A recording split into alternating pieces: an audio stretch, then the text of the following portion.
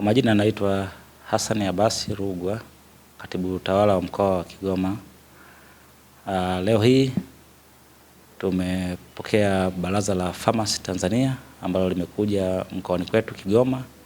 kwa ajili ya kutekeleza majukumu yake, ikiwemo pia pamoja na ukaguzi na usimamizi wa mnyororo mzima wa madawa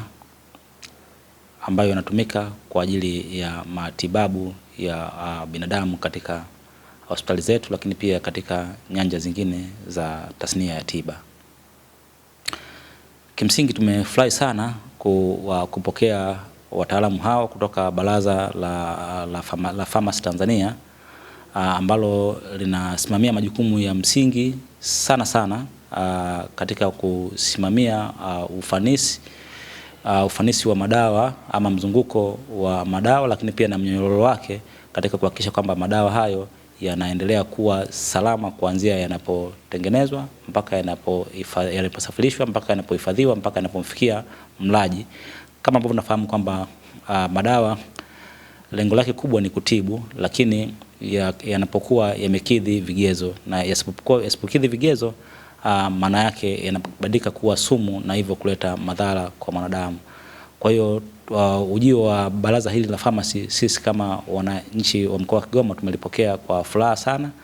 lakini pia linatuletea matumaini kwamba wanapotekeleza majukumu yao wanafanya mazingira haya ama tasnia hiyo kuendelea kuwa salama zaidi. Kama ambavyo tunafahamu kwamba hakuna mtu ambaye anaweza kujisimamia yeye mwenyewe. Kwa hiyo tunao wataalamu ambao wamekuwa wakisimamia eneo hili, lakini bado yako magepu machache kwenye maeneo fulani ambayo yanahitaji pia kukumbushwa. Kwa hiyo kupitia ujio wa baraza hili tunaamini kwamba watatusaidia kupita, kuhakiki na kuainisha sehemu zile ambazo zina mapungufu na hatimaye kuweza kutushauri ili tuweze kuchukua hatua stahiki ili kuhakikisha kwamba tunamlinda mlaji ambaye ni mwananchi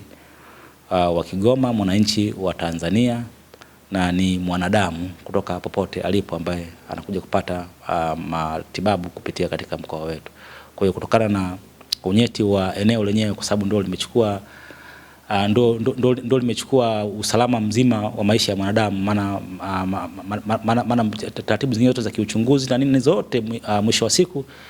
zinakuja kuhitimishwa na kupata matibabu ambayo ndio hiyo pharmacy yenyewe, madawa yenyewe kama ambavyo tumesema hapo. Kwa hiyo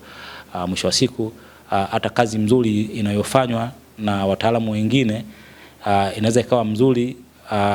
kadri iwavyo, lakini mwisho wa siku kama madawa ambayo wanakuja kupatiwa ili kutibiwa kama yatakuwa hayana ufanisi, maana yake bado ni kazi bure. Sasa ili kucomplement hayo yote kuyafanya yaweze kuwa na ufanisi, usimamizi wa eneo hili ni muhimu sana. Kwa hivyo sisi tunawashukuru sana wenzetu wa Baraza la Pharmacy kwa kuamua na kuona na kupanga muda kuja kutembelea mkoani kwetu kwa ajili ya kuja kufanya usimamizi, lakini pia ukaguzi na kuja na ushauri kwa ajili ya kuendelea kufanya udhibiti ili kuendelea kuimarisha eneo hili la tasnia ya famasia.